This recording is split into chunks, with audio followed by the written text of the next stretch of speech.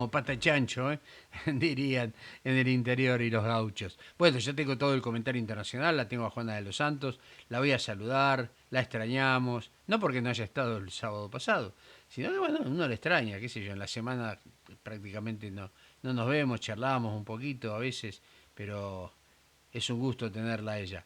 Muy, pero muy buenos días, Juani, ¿cómo estás?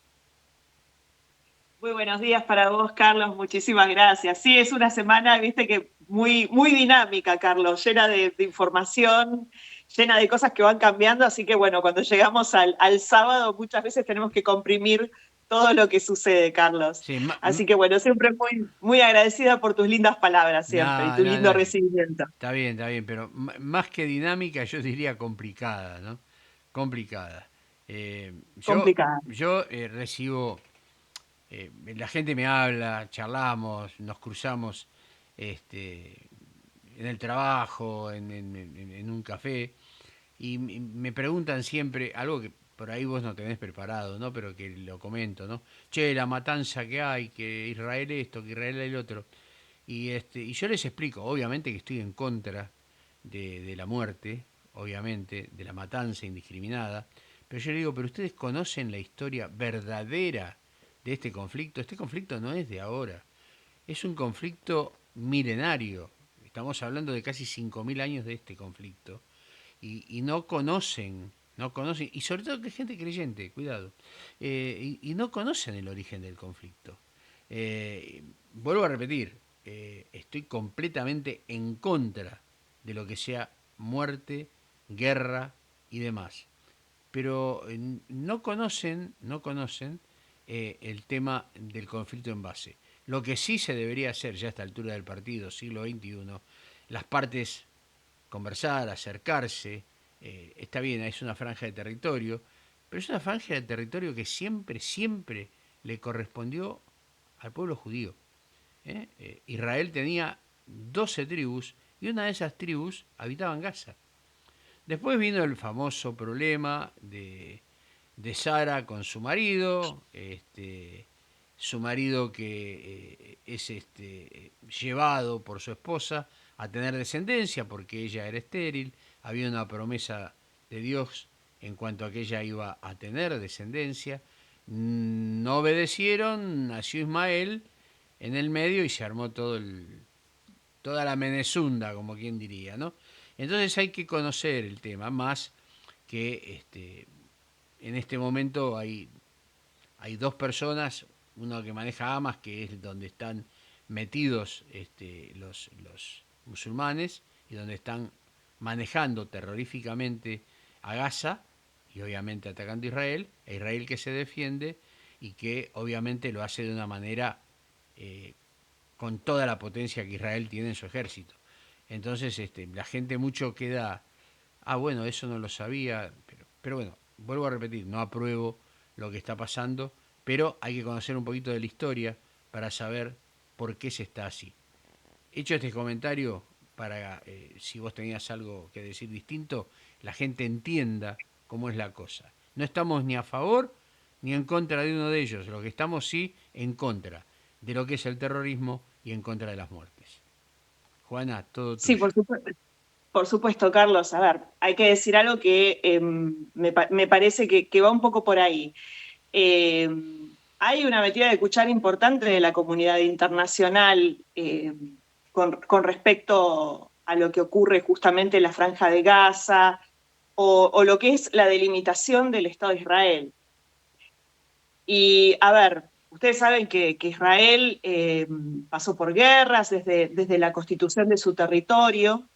eh, yo siempre creo que, bueno, que hay muchísimo discurso que por ahí inclusive tergiversa algunos términos y los demoniza. Por ejemplo, la palabra sionismo. La palabra sionismo se refiere ni más ni menos a la existencia, a apoyar la existencia y la creación del Estado de Israel.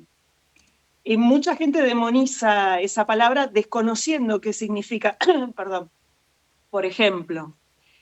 Y acá lo que tenemos que decir, Carlos, yo por lo menos lo veo desde este lugar, esto no es una guerra del mundo árabe contra Israel, porque hoy lo que se está demostrando es que el mundo árabe se está poniendo de acuerdo con Israel. Por supuesto, ustedes saben que Israel fue a la guerra contra Egipto, hoy son buenos vecinos e inclusive se ponen de acuerdo con muchos temas de lo que ocurre en la Franja de Gaza o cómo implementar ayuda humanitaria. Pero bueno, curiosamente, son los países árabes los que no quieren abrir sus fronteras para recibir eh, a todas las personas que se encuentran en la Franja de Gaza. ¿Y por qué ocurre esto? Bueno, ocurre porque ellos saben que lamentablemente, no todos, pero mucha parte de esta población ha sido muy infiltrada por el terrorismo de Hamas y por supuesto cuando se abren las fronteras y estas poblaciones van hacia otros países árabes, lo que producen son situaciones de inestabilidad política. Y es por eso que las fronteras no se abren. Entonces, de algún modo también lo que tenemos que decir es que este no es un problema del mundo árabe contra Israel. El mundo árabe no está en contra de la existencia del Estado de Israel. Al contrario, últimamente están haciendo muchísimos acuerdos en materia de seguridad. Por ahí el problema más grande que tiene hoy Israel es el Reino de Qatar. Y justamente por tener, digamos, un doble juego. ¿Cuál es el doble juego? Por un lado, ellos quieren intervenir en todas las mediaciones de intercambios de rehenes, de acuerdos de paz, pero por otro lado, en Qatar viven muy cómodamente en esos edificios de rascacielos que nosotros vemos lujo total, lo vemos por fotografías, lo vemos por video. Bueno, todas las cúpulas terroristas están alojadas en Qatar, viviendo en el lujo total, manejando los hilos desde ahí. Entonces, ahí es donde también tenemos que empezar a poner un poco la mirada. ¿Por qué? Porque, a ver, primero, el Estado de Irán fue sponsor de terrorismo en la región.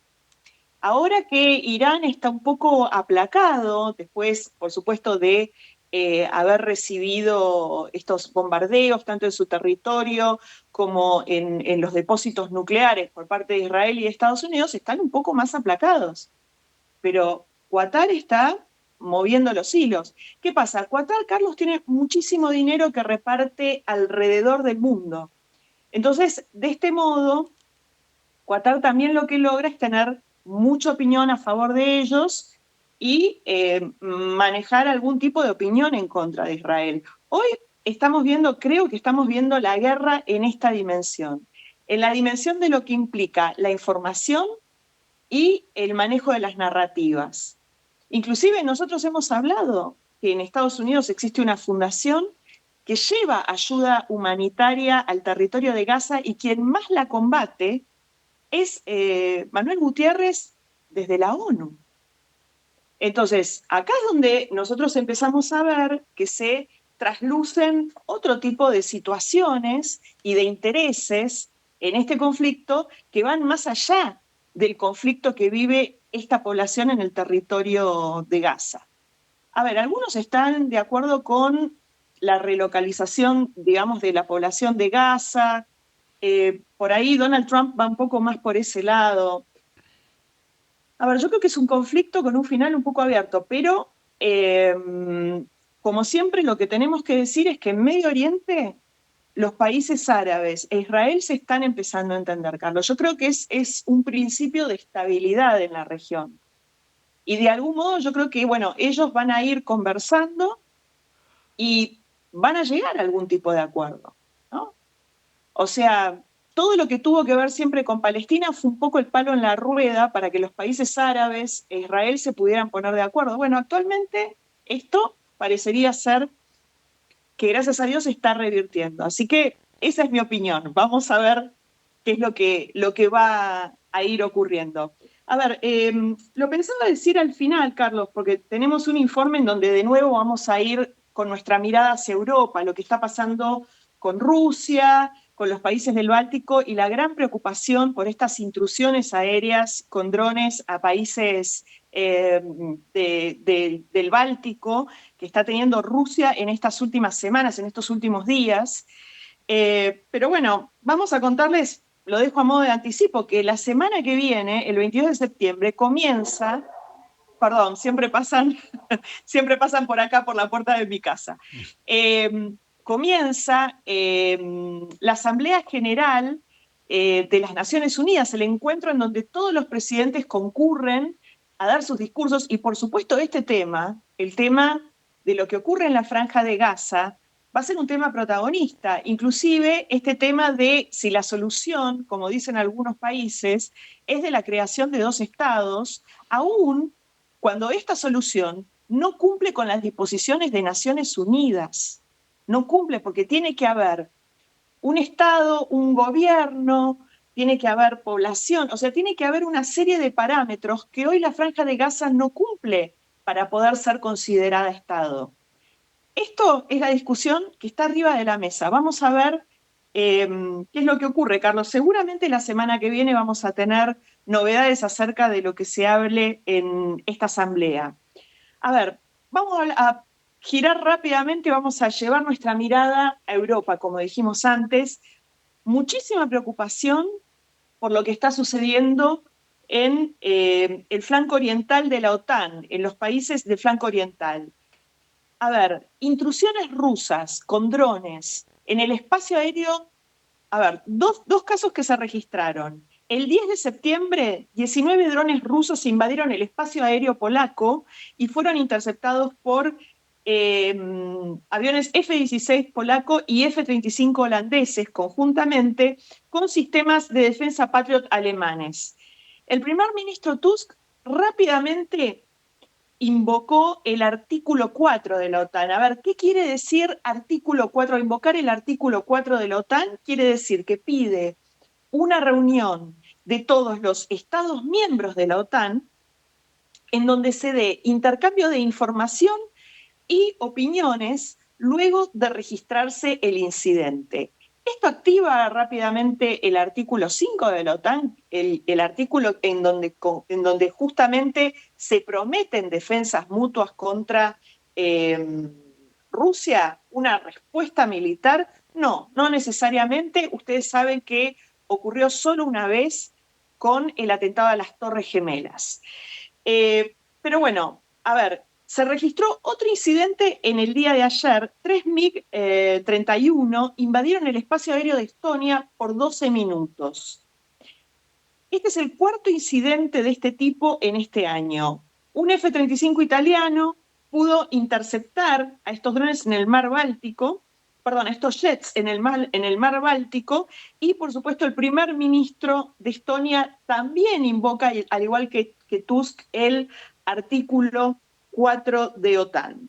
A ver, ¿qué tenemos que decir acerca de esto, Carlos? Bueno, tenemos que decir muchísimo. Como ustedes saben, todo esto ocurre en el contexto de las conversaciones de paz para poder resolver el conflicto entre Ucrania y Rusia.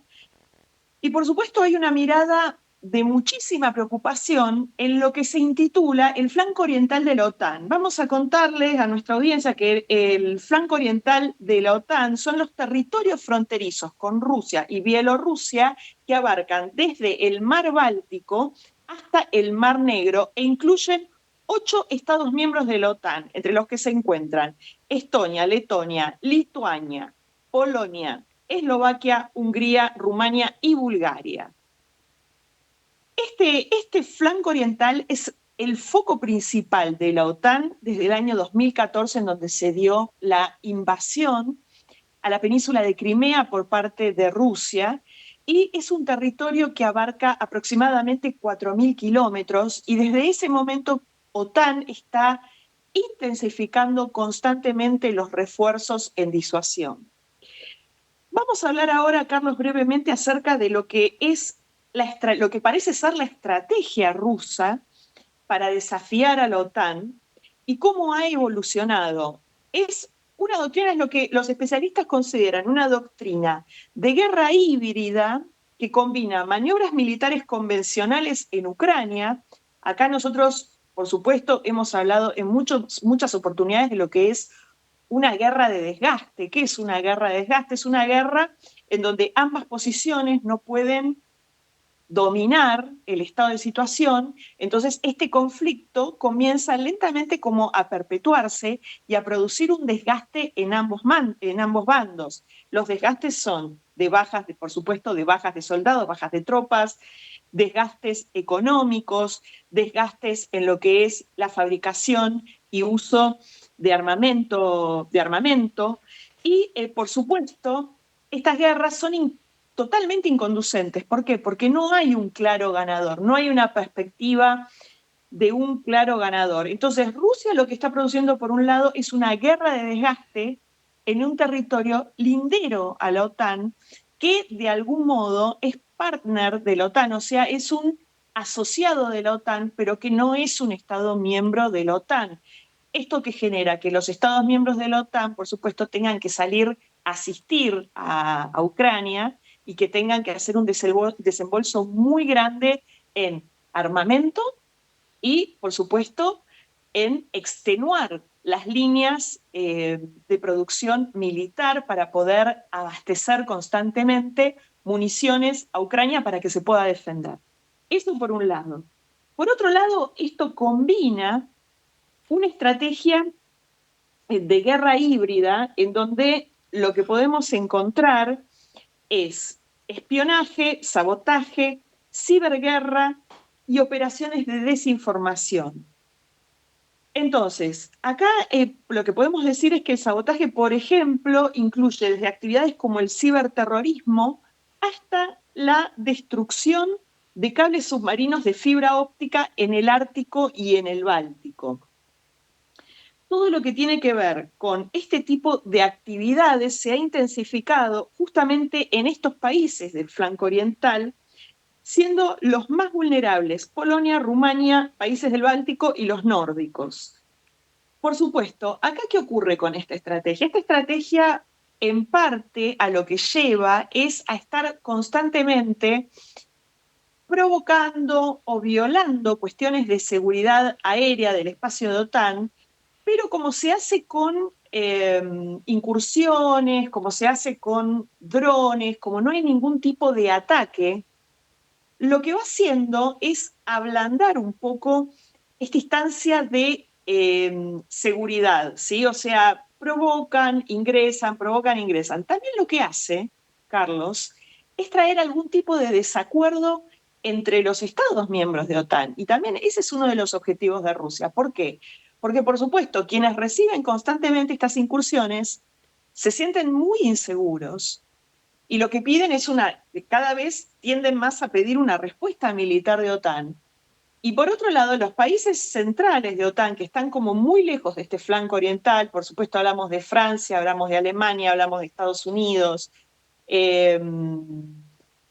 lo que van a tender es, por supuesto, a tratar de decir, bueno, todavía no hay nada firme en concreto en materia de violación de seguridad. Es solamente una violación del espacio aéreo. Esto de algún modo puede llegar a traer algún tipo de fricción interna entre los países de OTAN. Y por supuesto, este es uno de los objetivos. A ver, hay algo que también intensifica mucho la mirada de los analistas y tiene que ver con lo que ocurre en el Ártico, en la zona del Ártico, y con un proyecto ruso, que es el 22.220, que tiene que ver con la fabricación y con la incursión de rompehielos nucleares en esta zona, que por supuesto, a raíz de los deshielos que se están produciendo en el Ártico, lo que busca, de algún modo, Rusia es poder controlar y dominar lo que se llamaría la ruta marítima del norte del casco ártico, que por supuesto cambiaría toda la perspectiva del comercio internacional si esa ruta, evidentemente, bueno, en algún momento va a estar establecida hacia adelante. O sea, quien lo domine va a tener una instancia muy grande de ventaja en todo lo que tenga que ser temas de comercio. Entonces, el futuro también está puesto un poco en la mirada del Ártico y los países que son linderos al Ártico, y por supuesto ahí es donde se cree que puede haber algún tipo de conflicto latente con Rusia, igual que en los países del Báltico y en ese corredor que, que uniría el territorio de Rusia con su base de Kaliningrado. Entonces, atención porque todas las miradas están ahí. ¿Qué está haciendo? Bueno, ¿qué hizo Rutte, el director general de la OTAN, y Donald Trump? Bueno, diseñaron por ahora para poder seguir firmes con la defensa de Ucrania un acuerdo que se intitula PURL o PURL, que tiene que ver con el envío de armamento por parte de los Estados Unidos como prioridad a Ucrania, pero por supuesto esto, digamos, el desembolso económico lo producen países europeos, o sea, Estados Unidos no paga este armamento, sino que lo hacen países europeos miembros de la OTAN. Bueno, el 16 de septiembre se ha hecho el primer envío de armas y estamos hablando de una financiación de alrededor de 2.000 millones que puede llegar a 3.500 millones de dólares en octubre y que en total puede implicar un desembolso de 10.000 millones.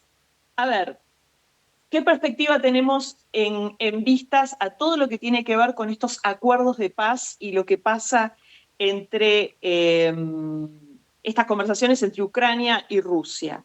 Bueno, justamente en el marco de la Asamblea General de la ONU, se estipula que Trump y Zelensky van a tener un encuentro que va a ser al margen de esta asamblea, pero que no va a tener carácter de encuentro bilateral entre naciones.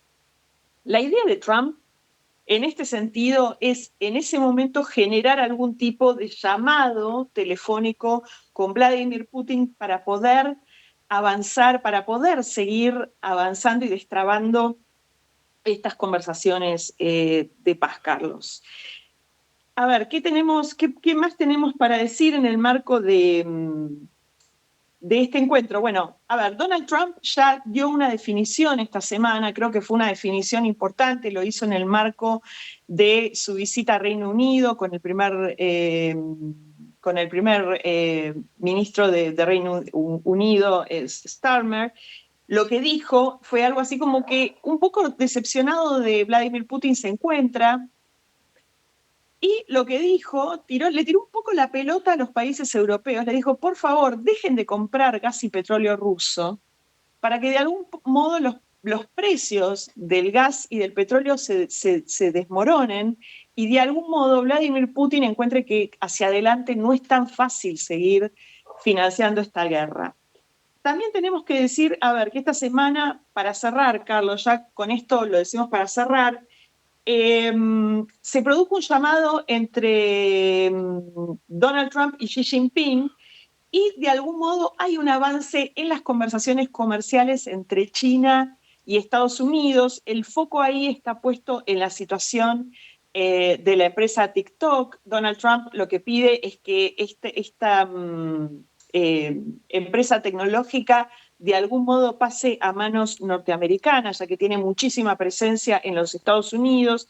También como tema principal está el tema del fentanilo, por supuesto, y de la posición china en Ucrania, sobre todo lo que tiene que ver, imagino, con todo lo que es la ayuda económica a Rusia a través de la venta de gas y de petróleo. China ya había anticipado que no iba de ningún modo a cesar en las compras de gas y petróleo ruso.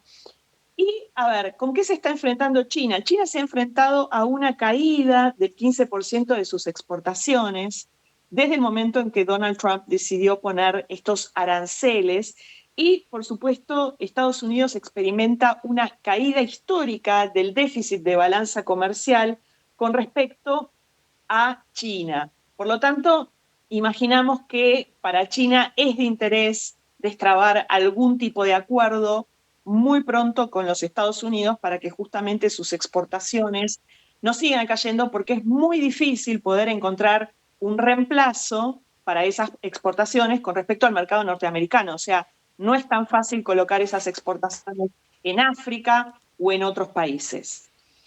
Así que, Carlos, nos encontramos con este panorama también tenemos que decir, a ver, con respecto a lo que sucede en Argentina con el presidente Milei, esta semana estuvo en Paraguay participando del CIPAC y se espera que el presidente Milei participe de la Asamblea General de Naciones Unidas y está estipulado que pueda recibir algún tipo de premio por parte de la Oficina del Tesoro, que es el premio al titán de las reformas económicas, que se lo daría el propio Steve Bessent, que es el secretario del Tesoro de los Estados Unidos. Vamos a ver, para Javier Milei sería importante porque significaría un apoyo para su gobierno por parte de los Estados Unidos en un momento en donde la Argentina está en una situación muy delicada en materia económica y en materia política, teniendo en cuenta que estamos prontos a realizar las elecciones de medio término de su mandato en este próximo octubre, Carlos. Completísimo, como de costumbre, el informe y entendible por sobre todas las cosas, yendo a la raíz y al hueso. Muchísimas gracias por tu intervención, Juana. Te mando un fuerte abrazo, que tengas un excelente fin de semana, como te digo siempre, junto a tu familia. Muchísimas gracias para vos, Carlos, para toda nuestra audiencia, para todos nuestros compañeros de Libre Opinión, para Julio Montarón, para Segundo Enfoque y para toda la gente de Tierra del Fuego. Muchísimas gracias. Gracias, Juana. Pasaba la señora Juana de los Santos, estaba con nosotros, la licenciada Juana de los Santos.